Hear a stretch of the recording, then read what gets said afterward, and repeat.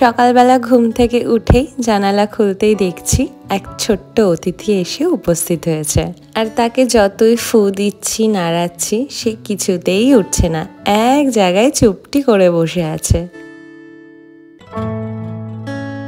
Hi hello সবাইকে, আমি প্রতিভা আর তোমরা সবাই কেমন আছো জানিও। তো আগের ভ্লগে না আমি একটা ভুল কথা বলেছিলাম। আসলে বাংলায় কথা বলা আর ইংলিশ কনভারসেশনের মধ্যে কিন্তু অনেকটা পার্থক্য আছে। বাংলায় যদি আমি কাউকে বলি আমি তোমার থেকে ক্ষমা চাইছি, বাট ইংলিশে যদি বলি I want sorry from you, তাহলে সেটা কিন্তু অপোজিট মিনিং হয়ে যায়। সো আগের ভ্লগে সরির জন্য তোমাদেরকে আবার আমি সরি বলছি। তো এটাই তোমাদের বলার ছিল। আর এই দেখো, এই জিনিসগুলো সব আমি কালকে মোড় থেকে নিয়ে এসেছিলাম, আর আনুষঙ্গিক অনেক জিনিসও অন্য জায়গা থেকে নিয়ে এসেছিলাম। কাল জিমও চলে যাবে, তাই আজকে আমার ব্যস্ততার আর শেষ নেই। ওর ফ্লাইটের লাগেজ ক্যাপাসিটি মাত্র 15 কিলো, তো এর মধ্যে থেকে যেগুলোর ওয়েট একটু বেশি হয়ে যাবে আমি ছোট ছোট কন্টেনারে করে ওকে দিয়ে দেবো। আর এই দেখো তার ফেভারিট বিস্কুট পার্লেজি, তো এটাও সাথে করে আমি দিয়ে দিচ্ছি। আর এত বড় একটা প্যাকেট নিয়ে এসেছে ও, আর এতগুলো জুস হয়তো নিয়ে যেতে পারবে না, আমি দু একটা রেখে দেবো। আর দুপুরে হয়েছে সর্ষে ইলিশ। আমি আর রান্নাঘরে ঢুকিনি, মামনি রান্না করেছিল আর সবসময়কার মতো মামনি এবারও দারুণ করেছিল। চলো ওর লাগেজপত্র গুছিয়ে দেবার আগে চটপট তোমাদেরকে দেখিয়ে দিই সেদিন জুডিও থেকে আমরা কি কি কিনেছিলাম। প্রথমেই ছিল এই দুটো শীট মাস্ক, একটা স্যালিসিলিক অ্যাসিডের আর একটা কোলাজেন অ্যাভোকাডোর। এগুলো 49 করে ইচ ছিল। আর এরপরে আছে এই পুচকো ওয়েট ওয়াইপসটা, যেটা আমার 29 পড়েছিল মাত্র। আর আমার নাইকার কটন প্যাডটা প্রায় ফুরিয়েই এসেছিল, তাই আমি জুডিও থেকে একটা কটন প্যাডও তুলে নিয়েছিলাম, যেটার প্রাইস ছিল 79। আর আমি শুধুমাত্র এই একটা টপই নিয়েছিলাম, এটা আমার খুব কিউট লেগেছিল আর ভীষণ কমফি ছিল। আমার একটু ঢিলা ঢালা কমফোর্টেবল টপ পরতেই আমি বেশি ভালোবাসি। এটা আমি পেয়েছিলাম 299-এ। এরপর ও কিছু ফুল স্লিভ টি শার্ট নিয়ে নিয়েছিল। এগুলোকে ঠিক আমি সোয়েটশার্ট বলতে পারবো না, হালকা শীতে ও পরতে পারবে। তো এটা ছিল নেভি ব্লু কালারের, আর এরপরে আরেকটা ছিল ব্ল্যাক কালারের, সেম কিন্তু কোয়ালিটির। এগুলো সবই হালকা শীতে পরার মতো, একদম খুব গরম পড়ে গেলে আর পরতে পারবে না। তো এগুলোর কোয়ালিটি কিন্তু একই রকম ছিল। এ দেখো আমি দেখাচ্ছি, একটু উলেন আর স্ট্রেচেবল। তো এটা ছিল ব্ল্যাক কালারে। আর আরেকটা টি শার্ট নিয়েছিল ফুল স্লিভের পার্পল কালারের। এটার কোয়ালিটিটা আবার একটু আলাদা আর সামনে কিছু লেখালেখিও আছে। তো এই তো ছিল আমার জুডিওর মিনি হল। আমি খুব একটা বেশি কিছু নিইনি, কারণ এই মুহূর্তে আমার বিশেষ কিছু প্রয়োজন ছিল না। আমি একটু এরকম ধরনেরই, আমার যখন কোনো কিছু প্রয়োজন হয় তখনই আমি করি, তা বাদে অযথা শুধু শুধু আমি শপিং করি না। তবে হ্যাঁ, 1-2 মাসের মধ্যে আমাকে অনেক শপিং করতে হবে, আর সেই হলগুলো আমি তোমাদের সাথে অবশ্যই শেয়ার করব।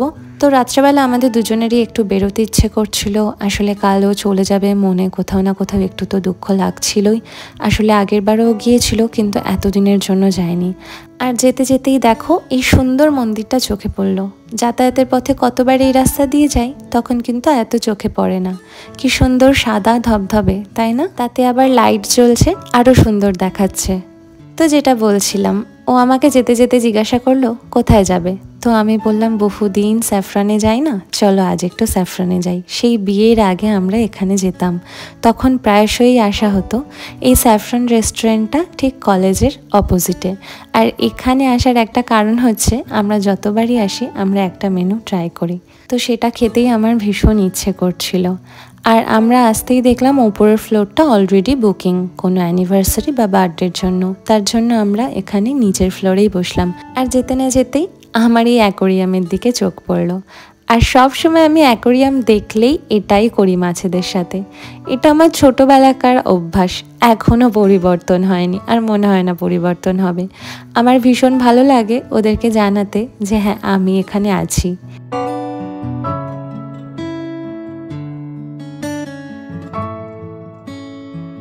তো মেনু কার্ড খুলেছিলাম ঠিকই, কিন্তু আমাদের আগে থেকেই ডিসাইড করা হয়ে গিয়েছিল যে আমরা কি খাবো। এখানে প্রাইস রেঞ্জ আমার মোটামুটি ঠিকঠাকই লাগে, তবে ইন্ডিয়ান, চাইনিজ স্টাইল এগুলো পাওয়া গেলেও ইটালিয়ান কিন্তু এখানে পাওয়া যায় না, সেটা কিন্তু চাকদা স্যাফরানে পাওয়া যায়। ব্যাকগ্রাউন্ডে না অনেক অনেক লাভ সং চলছিল। তো বিয়ের আগে আমরা যখন আসতাম প্রায়, সেই দিনকার কথাগুলো ভীষণ মনে পড়ে যাচ্ছিল। দুজনে মিলে অনেক গল্প করতে করতে আমাদের মেইন ডিশটা চলে এলো। এই ডিশটার কথাই আমি তোমাদের সবাইকে বলছিলাম। এটা হলো রেশমি কাবাব। তো তবে সব জায়গায় যেমন রেশমি কাবাব দেয়, স্যাফরানেই আমি ফার্স্ট দেখেছিলাম এরকম স্টাইলে। মানে এই কাবাবের ওপরটাতে না ডিম দিয়ে ফোম মতো করে একটা অমলেট করে সেটা র্যাপ করা, আর সাথে ছিল গ্রিন চাটনি। এই কম্বিনেশনটা খেতে আমার ভীষণ ভালো লাগে। তো আমরা যতবার স্যাফরানে এসেছি এই আইটেমটা কিন্তু খেয়েছি। আর জিমুর যেহেতু স্টার্টার খেতে বেশি ভালো লাগে, কাবাব, চিকেন সতে, স্যালাড খেতেও ভীষণ পছন্দ করে, তো প্রত্যেকবারই এরকম ধরনের ডিশই বেশি নিয়ে থাকে মেন কোর্সের থেকে। মেইন কোর্সে আমরা নিয়েছিলাম বাটার নান আর চিকেন দো পেঁয়াজা, দুটোই কিন্তু খেতে খুবই টেস্টি ছিল। জল নিয়ে আমাদের টোটাল বিল হয়েছিল 650 টাকা, যেটা কিন্তু দুজনের রাতের ডিনারের জন্য একদম ঠিকঠাকই। দেখো কি সুন্দর পরিবেশন করে দিচ্ছে, আমার থেকে কিন্তু ওই ভালো পরিবেশন করতে পারে। গল্প করতে করতে অলিগলি দিয়ে এবার বাড়ি ফেরার পালা। বাড়ি ফিরেই ছিল একটা বিশাল বড় কাজ। ও আর আমি দুজনে মিলেই প্যাকিং করা শুরু করে দিয়েছিলাম, তো আমি আর বেশি ভিডিও করিনি। এই সকালটা কিন্তু একটু অন্যরকম। ও চলে যাওয়ার আগে আপাতত এটাই আমাদের দুজনের একসাথে চা খাওয়া। তো সব সময়কার মতো ওর মিল্ক টি আর আমার হার্বাল টি।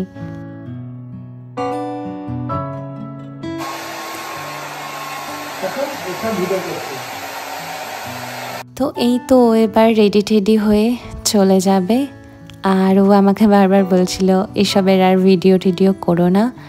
আর এটা আমি মানি, কারণ এই সময় অনেক ইমোশন ফিলিংস কাজ করে, তো আমি আর বিশেষ কোনো ভিডিও করিনি। আর ক্ষেতের থেকে অনেকগুলো ফুল এনেছিলাম, তোমাদের মনে আছে? তো ওদের এরকম অবস্থা হয়েছে, আজ ফেলে দেব। প্রায় অনেক দিনই থাকলো ওরা আমার সাথে। আর এটা হলো পরের দিন। আমি স্টেশনে করে যাব ব্যারাকপুরে ডাক্তার দেখাতে। অনেক দিন বাদে আমি ট্রেনে একা একা যাচ্ছি আজ। তো আজকের ব্লগটা এইটুকুনি। তোমাদের যদি এই ব্লগটা ভালো লেগে থাকে তবে অবশ্যই লাইক, কমেন্ট আর শেয়ার করো। আর যারা আমার চ্যানেলে নতুন এসেছো প্লিজ সাবস্ক্রাইব করো।